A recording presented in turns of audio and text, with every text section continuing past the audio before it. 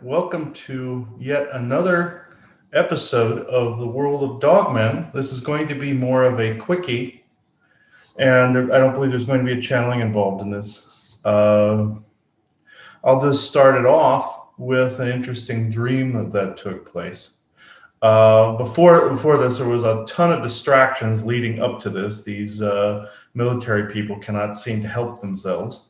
So, given the level of communication that took place here, they can't seem to kick out of that protocol. So, what took place was in the dream sequence where I was in my home in Nebraska with my family, and also Joanna was there as well.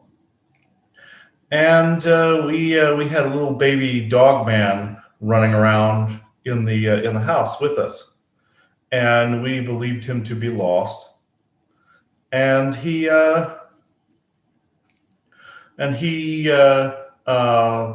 sat around with us. We were seeing what he needed and seeing what he liked for food wise and all this other stuff.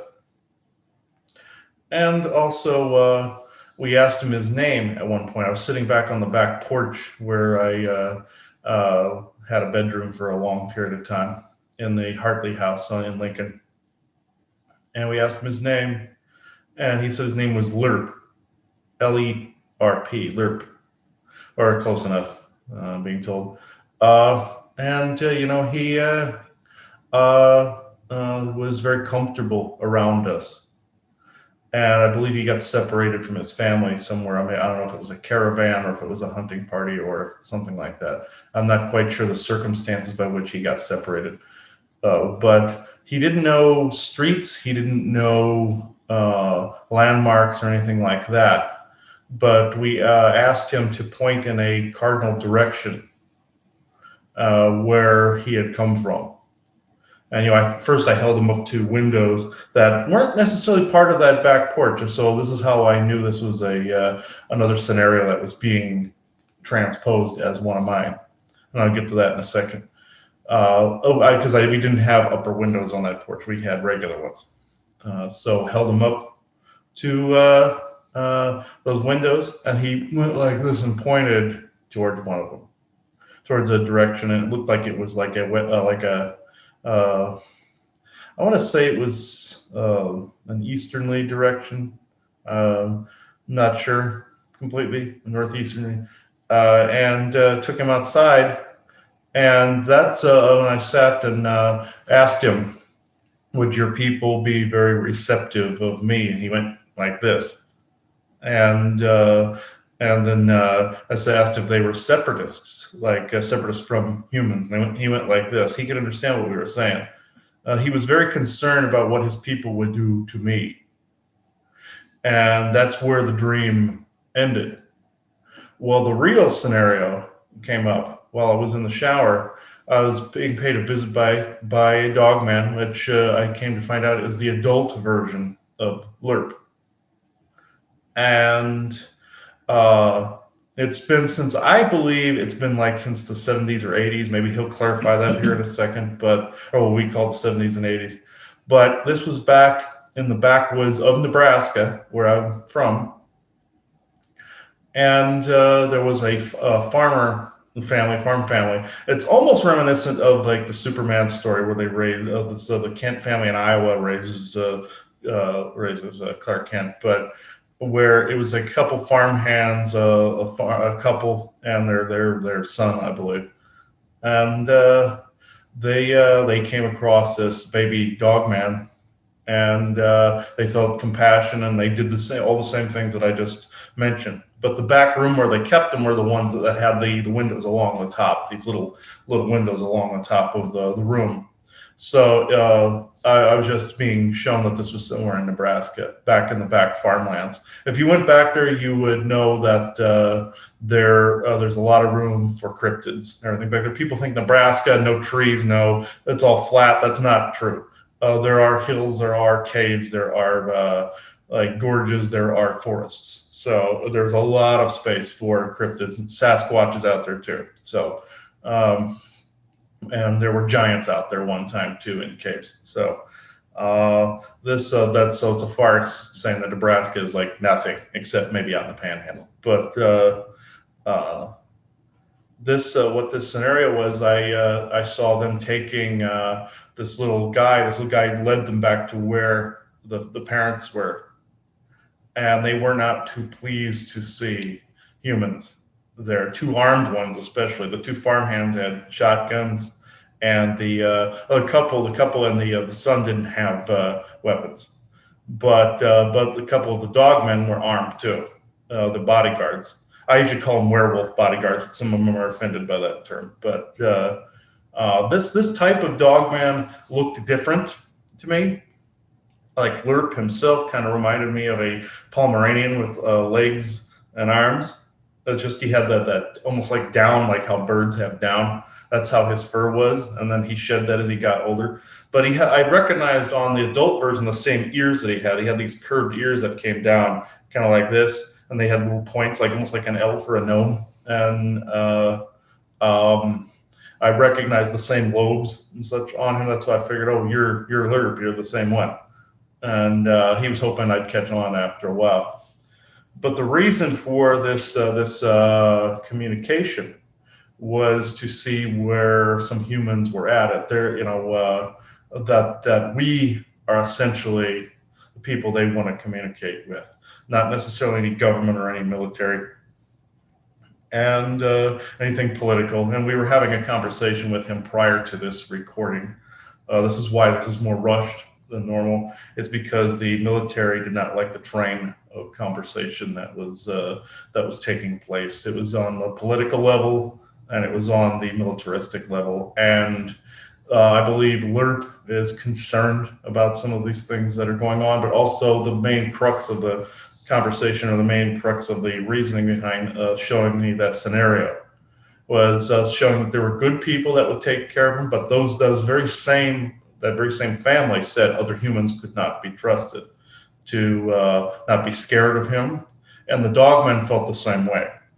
The guards and the family of Lerp felt the same way. In fact, I don't think they even wanted him to initiate this conversation. But he felt compelled to start communicating, to open that dialogue up, and which took great risk to do so. He's not going to channel, but he'll do questions this way. It's like, you want to do the normal channel? No? The weird? Okay. Okay. Yeah, he's concerned, like what we were speaking about before, concerned about humans that are being controlled, humans that are being, he calls them Blackhearts, humans that have no heart space. Blackhearts and no thoughts. Blackhearts and no thoughts is how he put it. Yeah, before this. And this is the conversation that the military and them didn't want to take place. And of course, they're doing the whole messing with the computer and the internet and all this other stuff beforehand. But they only have a limited time in which they can pull that off. Lerp, what is it that you wanted to be asked specifically here, or to say specifically? The people that raised him were of the genuine kind, the hearts and thoughts. The ones that are underground through some of the base structures in Nebraska. We warned him about the base structure. He already knew about this. Blackhearts, no thoughts. Evil, but also take those that exhibit.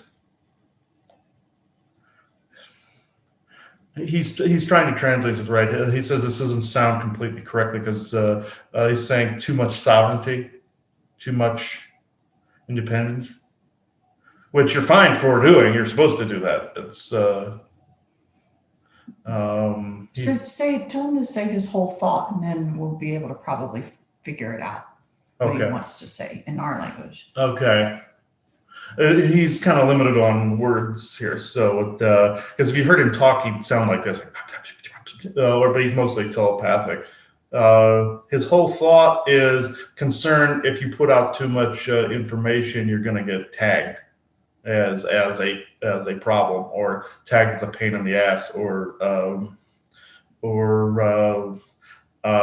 just plain considered to be, I believe our word is subversive or something like that. Yeah. When we were first having our conversation, so I think I can give, he can, yes or no agree. I think I could give some perspective to help understand his concern. So when we were talking in general, again, some things that I've been personally thinking on as well is, for many people, this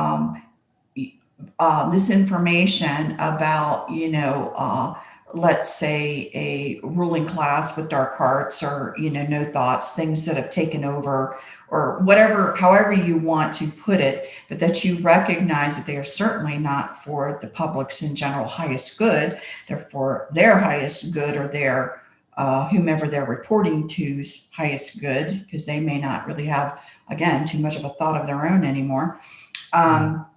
They think they do. They think they do, but they don't realize, that they really are co-opted. And so in general, what you have going on right now, I think it's a bit of shock and awe for people, is that we've always said that you have to be careful and you have to understand, we've said it for years, they have infiltrated everything. And it's easy to say that, they've infiltrated everything, but to truly understand what that looks like, so you can kind of poke the bear because you're trying to spread the knowledge of them infiltrating all these places. And again, discern the message, not the messenger, deny the known, all of the things that we've been saying, and poking these bears and trying to get this information out. Well, what's happening right now is the bear's beginning to stand. And it really is this enormous monster that you didn't even expect to be as large as it is. Mm-hmm. So, I think one of the shock and awes going on that I personally believe is that, again, we always basically were trying to say it doesn't matter who wins the election. It didn't matter, because this really is outside of whomever the president of the United States is. Mm-hmm. And it is revealing itself. And the monster is basically rising from the coffin, pretty much. Right. It's really coming out in all of these people in all of these different areas. I think there is a lot of shock and awe going for people. Again, we're not really in a political stance because we knew that the swamp was dirty on all sides. It was infiltrated everywhere. But for those who felt so strongly about, a particular pattern, I think even in themselves is a bit shock and awe. They may have voted for their current president. They may have done this, and they're even becoming a little bit in shock and awe at some of the rhetoric and some of the things that are being said. Mm-hmm. And, starting again, as humans are growing, starting to feel the energies coming off of people. And it's not, even though they may be dropping words that sound like unity and loving and caring, the energies that are coming along with that, they know are in conflict. And so people are really starting to do it. So again, if you've been one of those people that have been, let's say, poking the bear, really poking the bear, mm-hmm. You have to understand that you're on a list. I mean, it's just kind of simple. You've made a list. Yeah. And, some of the things that we believe that are going on are, again, there has to be some consent for certain things to happen, but in an evil way. If there's enough consent that they can gather from, let's say, a general public, they're going to forego individualized consent. They're going to just feel there's enough momentum from a group that is going to allow them. So as we were saying before, talking, that really what we've been noticing is what we call a fishing expedition, mm-hmm. going on to the general public. I will use the one example of what I feel was a very real, obvious fishing expedition was when people bring up Katie Couric mentioning things about re-education and Chinese re-education camps. And yeah, stuff I don't like know that she said Chinese, but she said, but she brought it up. And so these subtle things, that are going to be, they're fishing expeditions, because whether or not they get a verbal answer back, they can generalize, feel the energetic answer back by people as in agreement, as in, yes, these people need to be re-educated, as in this, as in that.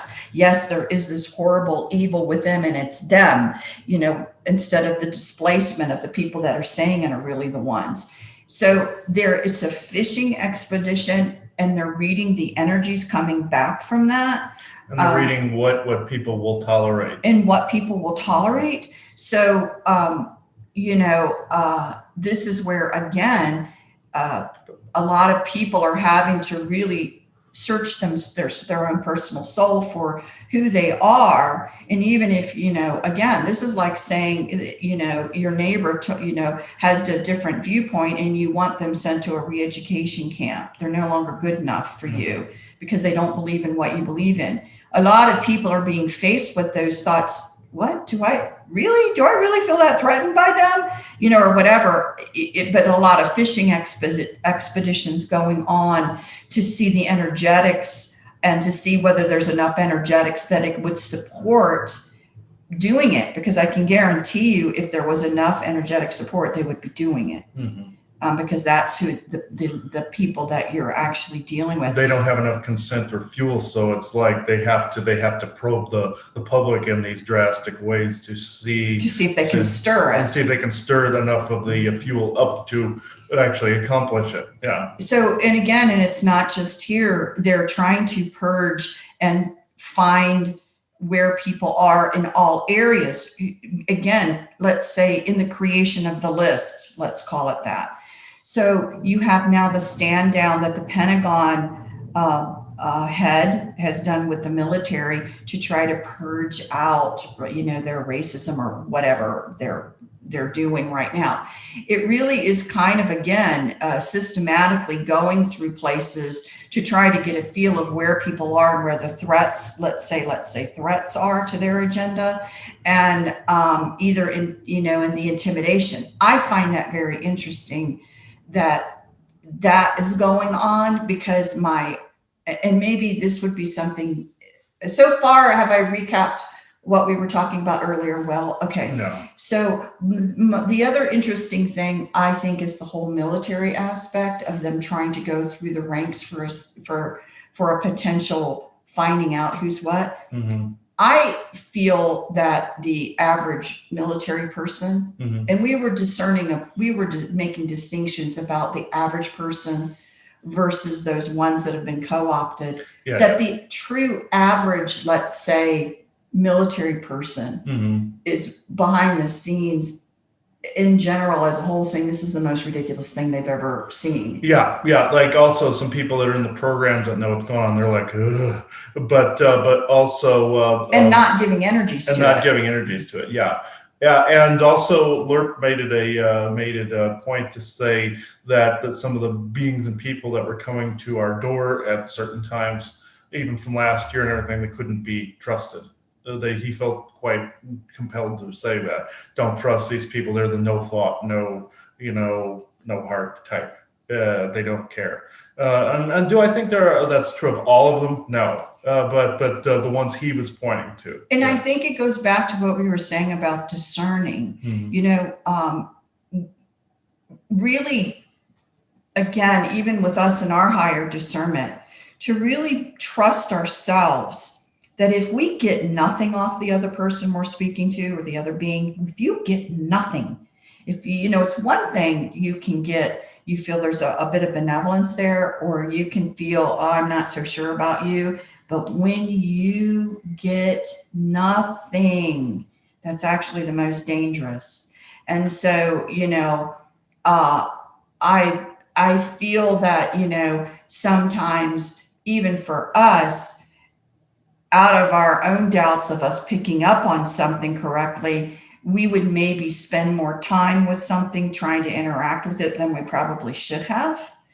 Well, I don't know if you feel that way. Yes, trying to figure it out. It's good trying to figure it out, trying to analyze it and stuff like that. But in the time, he's kind of saying, in the time it's taking to analyze certain situations, they're analyzing back, and it's like it's literally a chess game that you can analyze much more easily with certain energy flows, not necessarily just the brain. Is kind of what he's saying. It's kind of like you can read the whole Keswick, the benevolent Keswick, without doing the brain arm wrestle back with them. Is what he's trying to say. What is what are you trying to say? Your speech is becoming garbled.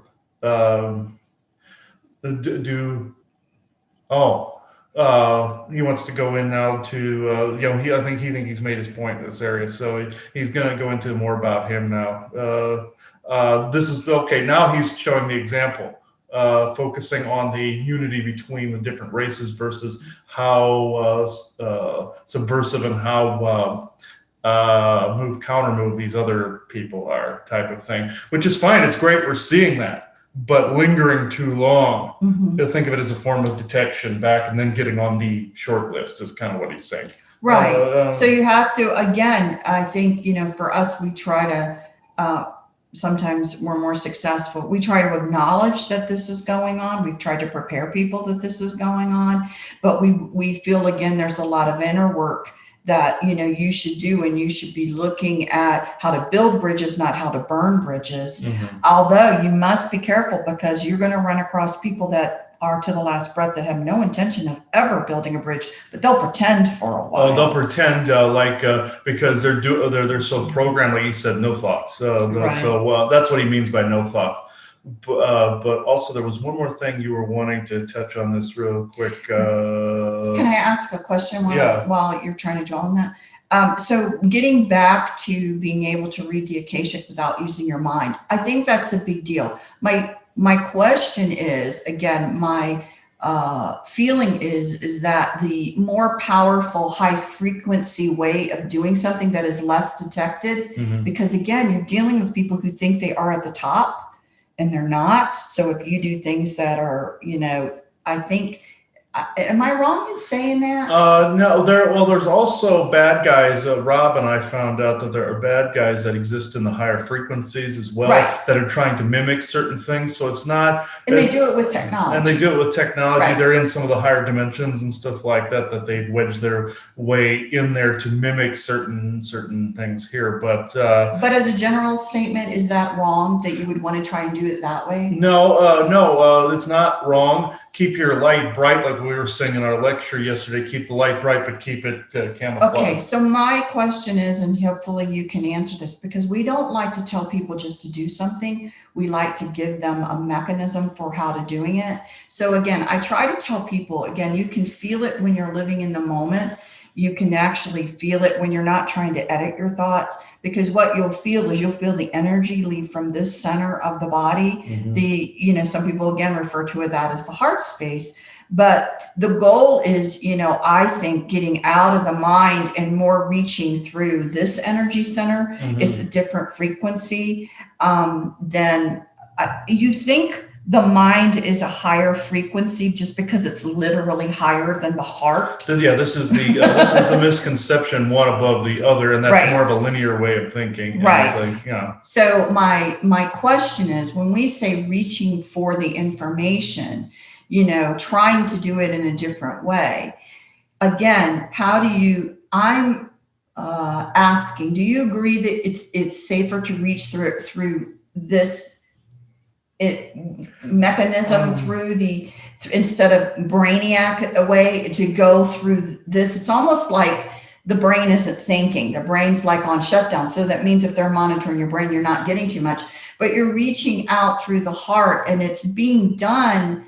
in a way you get into those frequencies when you are, again, more concerned with building bridges, more concerned with it, not, because again, if you get into fear and whatever, you're going to push yourself back into those lower densities, which are very easily monitored. I think this one is harder to monitor. And so reaching out for a common good, a common solution, a higher understanding, not doing it through here. So that's my question. If we wanted to tell people how to, and you'll feel this activated.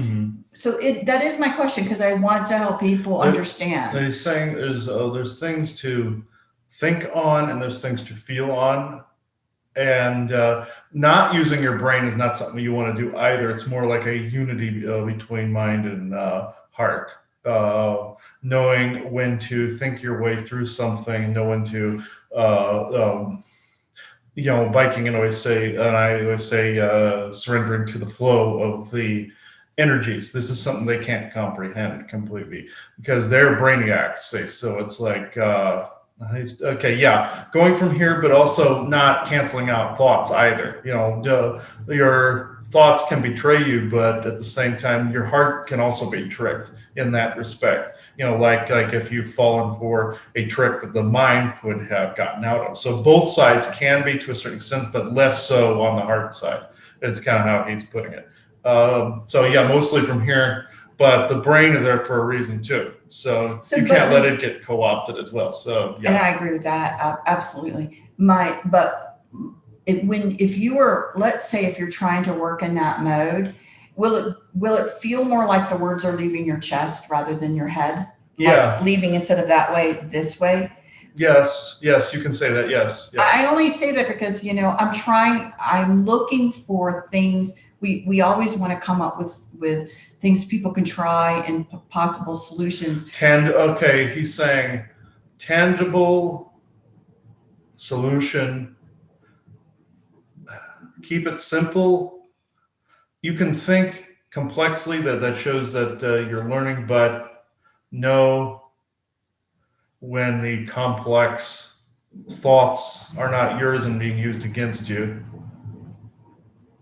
And that know when your heart is too on your sleeve, we would say, and can be used against you. Simple.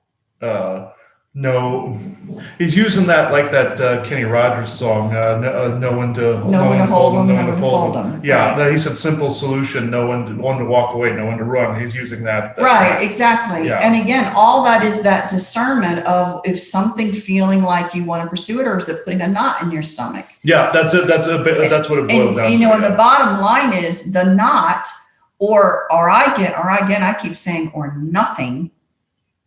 Nothing to me is way more scary.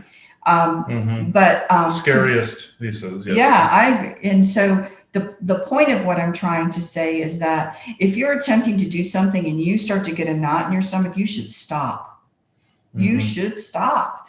And it may not be, it may be yourself even trying to tell yourself you're really being monitored right now, or something like that even. But I think, again, it has to be done, in a balance. We're all learning what I refer to as enhanced discernment and all the nuances with that. We're learning to co-create and do things with this energy center. And then you have to learn how that energy center can get, co-opted, because I'll give an example, even if you're trying to do something and then you feel like you're being co-opted a little bit, and then your mind starts to take over how angry you are with the people that that's trying to co-opt you, that will push you back down into the lower.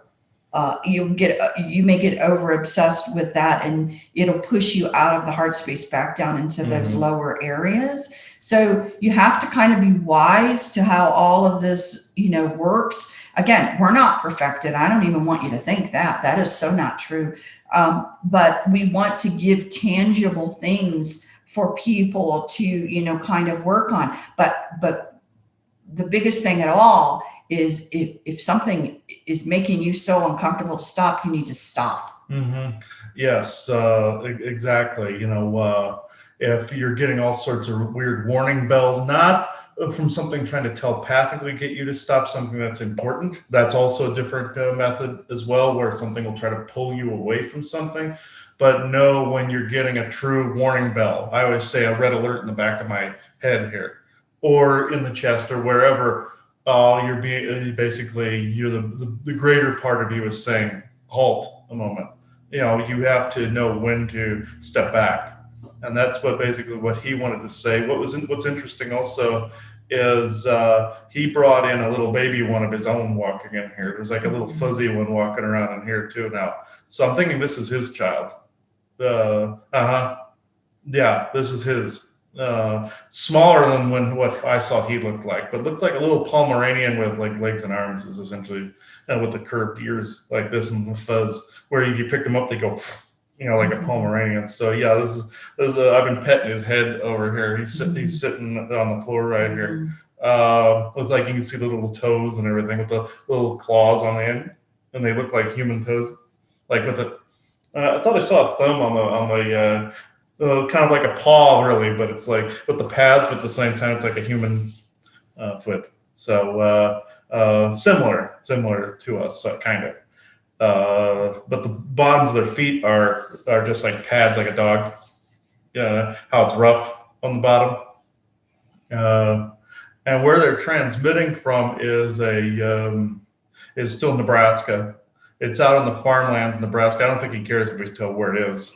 He's transmitting from a crystal that's there. It's old Atlantean technology. How it got out in the middle of Nebraska, I don't know, but it's out in the middle of nowhere. Oh, he's saying old dogmen and giants brought it out there. Pre-flood. And some of those giants were the ones that the native Indians or Native Americans fought and killed because they were more cannibalistic. There were other more dumbed down versions of them that were genetically dumbed down. He's saying that those giants are no more out there. They're gone. They're long dead. Their bones have been found already by the no thoughts. And the Blackhearts, which would never show them to anybody. They would literally have to be taken from their hands and shown to somebody, or in some capacity, slipped out somewhere. But it's like here's the state of Nebraska. He's like up like northeastern. Here's Lincoln, Omaha. We're here. Here's the Panhandle. He's like up this way somewhere, out in the middle of like nowhere, and further west a little bit. Oh, this way. All right. I was seeing it from a flipped around perspective, but it's out in some of the deep farmlands of Nebraska, where it's just all green, or you just see one farm after another going through the country roads and everything. Further off from there is where he was and his family has been for centuries. I'm thinking since the time of Atlantis, actually. Yes, and kind of a distant outpost, kind of in a way, kind of just further inward. Okay, and the room he's in is like a dome with crystals all over the place, and his people. Yeah, I'm looking at it. His people aren't too keen about me walking through there, though. They think I'll be tracked. They respect them. Only Lerp brought me in there to show me what the room looked like, and they're like, they're very uncomfortable, actually. Like they're kind of twitching like this, they're like, so I'll back off. But some of the other family members of his are, no offense, but no personal insult taken from this, but don't intrude on our space. No, not that I would. It's just they feel that can be tracked. So I don't blame them. I don't blame you. I agree. They're kind of scolding Lerp a little bit too. There's about a dozen or 2 dozen of them looking at me now, saying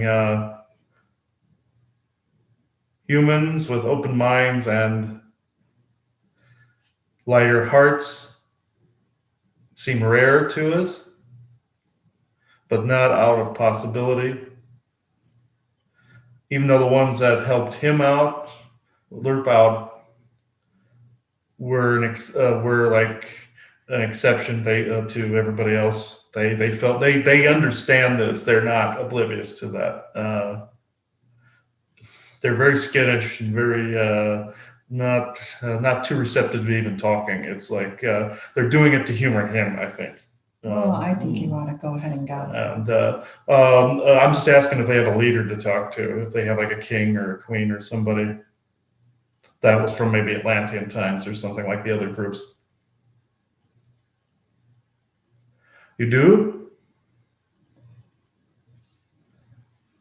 Yeah, I see you. Yeah. Hmm. You're not receptive at all, actually. Let me see. Will you say something?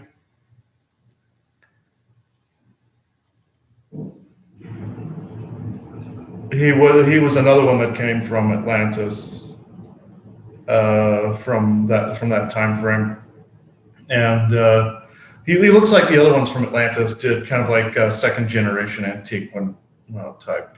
Doesn't look like the others that were there, and forgive the ill mood. Your kind is dualistic in thoughts and forked tongues, promises made not kept. Your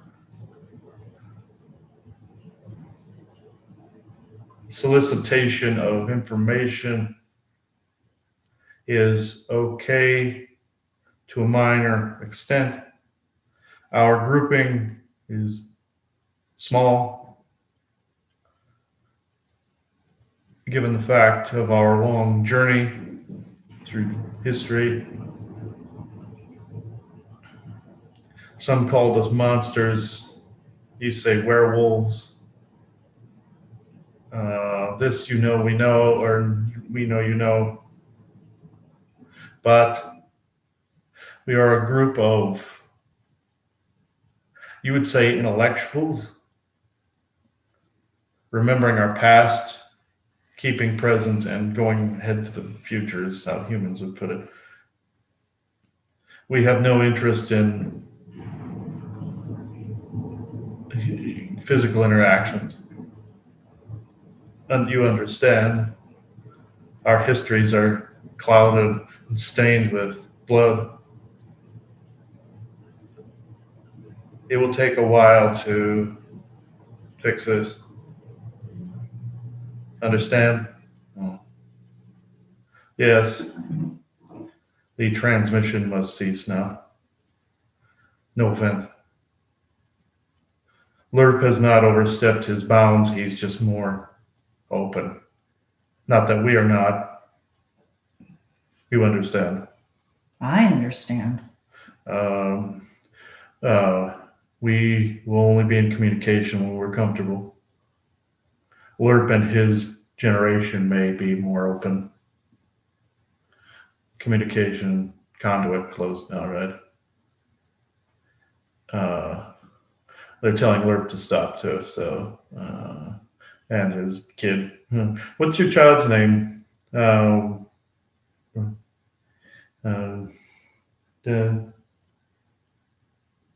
What did you say his name was? Ser? Is that how you pronounce it? Ser. Like Sarah, but Ser. Yeah. Okay. Like SAR or SAAR or something like that. Close. Okay. Ser. Okay. And yeah, his king is telling him to stop transmitting now. So more openness possibly in future decades. Conduit closing. All right. All right. Yeah, I don't think Lerp was supposed to be messing with the communication devices, but They say I don't think he's in too much trouble, but they did scold him a little bit. I don't think I think there are descendants of the people that helped him that are alive now, out in the farmlands of Nebraska. There might be a legend associated with this too.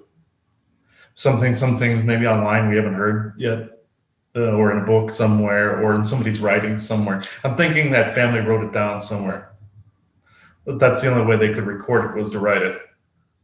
I'm thinking it's in a journal somewhere that we haven't seen yet. But yeah, boy, that king cut the transmission. He went and just shut the door really fast. He's like, so they're incredibly xenophobic, with good reason. So yeah, oh yeah, and the little one's gone too. So that was really quick. They kind of took him by the shoulder and said, "Okay, we're done." It's because when I reached out to the entirety of the group, they were very uncomfortable. I said hello to all of them. They're like, hmm? They got kind of wide-eyed, and they're like, "Okay, yeah." It's like somebody nervous around crowds, or like, "What do we do?" Like that. And then when I said "you're king or leader," like, "Oh yeah, okay, yeah." They're kind of like that, They were not happy at all. Well, I think takeaway from this is that there's still a lot going on, and you need to be respectful of those who, again, they would be rounded up. So leave them alone. Yeah, and they made sure to. It looks like they're. I can feel they're erasing the quantum fingerprint too, or footprint, where they're just kind of burning the quantum trail. They're very efficient at it too. So this is an advanced group that has remembered how to use the technology quite efficiently. So it was a very large crystal that they were speaking through on a platform, or he was speaking through on a platform, and got the brief thing from Lerp saying that he respects where we're at, and he's respecting where they're at. He may find another way to communicate at some point. Thank you for that's why he chose the dream state and chose.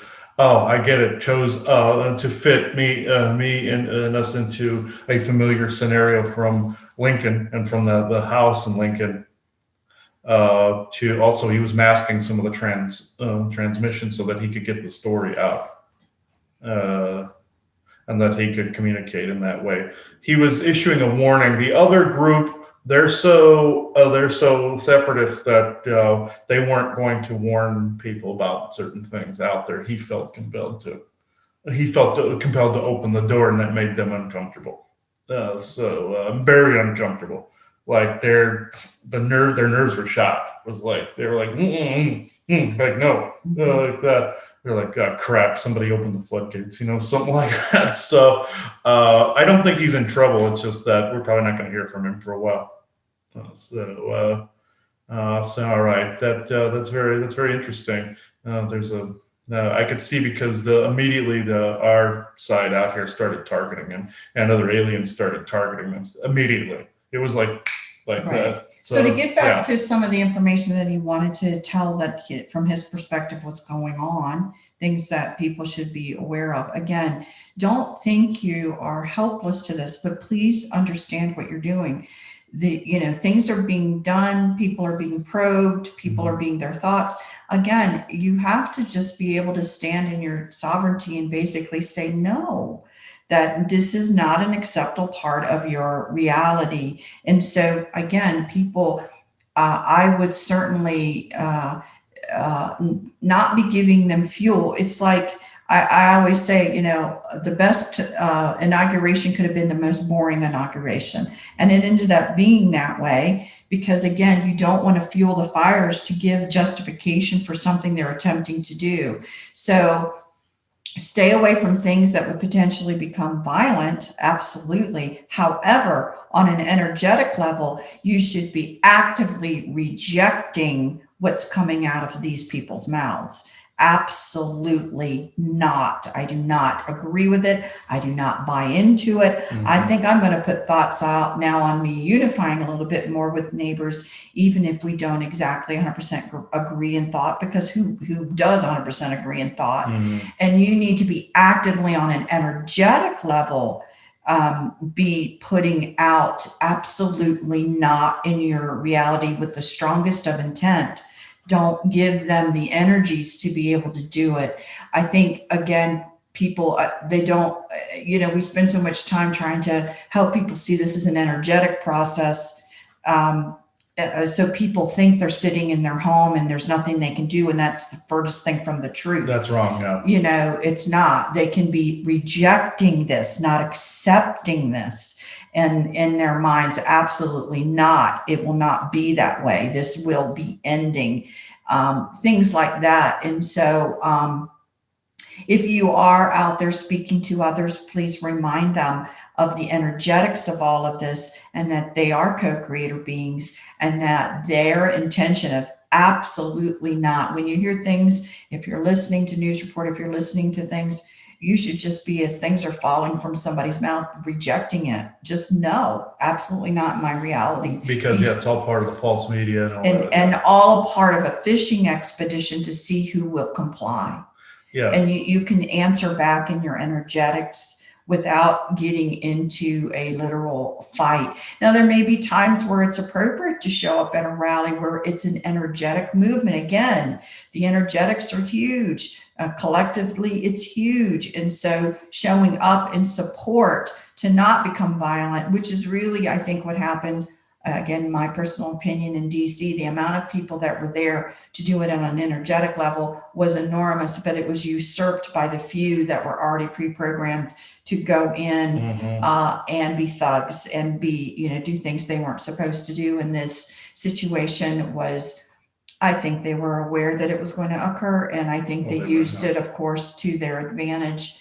They knew. Yeah. Yeah. So just understand the energetics of what's going on, but please understand as well, what everyone is beginning to see is how large this issue is. Again, it's not on one side, it is everywhere. The intelligence agencies, the military agencies, all these people have been infiltrated again, with these people. And this hasn't happened over a short period of time.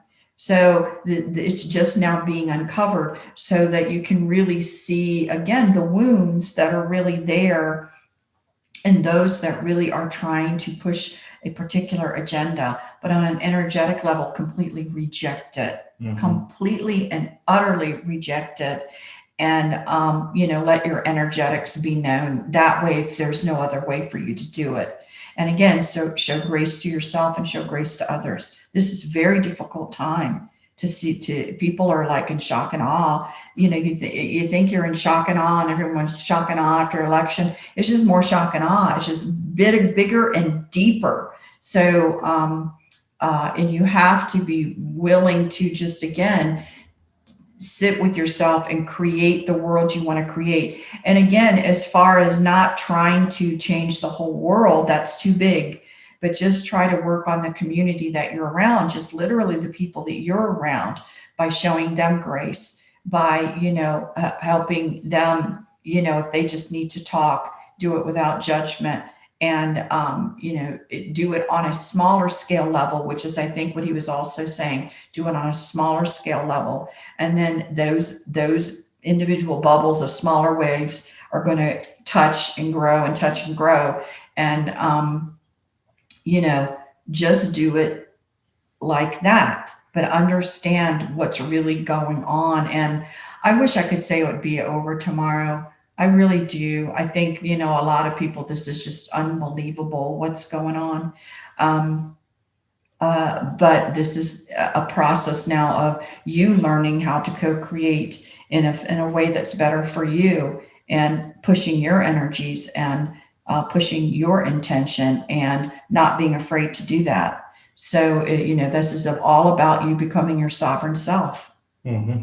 Yes, and I completely agree. What's interesting, I was getting a transmission. I kind of suspected this, about the whole thing with the Capitol. Of course, they knew about this, and it was something that they had planned, from the get go to completely, as a false flag and everything. But what's interesting is the one that everybody pays attention to is the guy with the cow horns, and or the guy with the horns. Mm-hmm. And the thing of it is, that's a symbol of an Anunnaki lord that's supposed to have been long gone. It's by the name of Baal, and he chose the horn symbol throughout history, the bull, and through all ages, this is where you knew where his territory was, and what he was a part of, or Baal worshippers, or Mithrin worshippers and stuff like that. Well, Mithrin's more goat, but the idea is people that are involved in that kind of satanic worship. You're seeing of course, the symbol of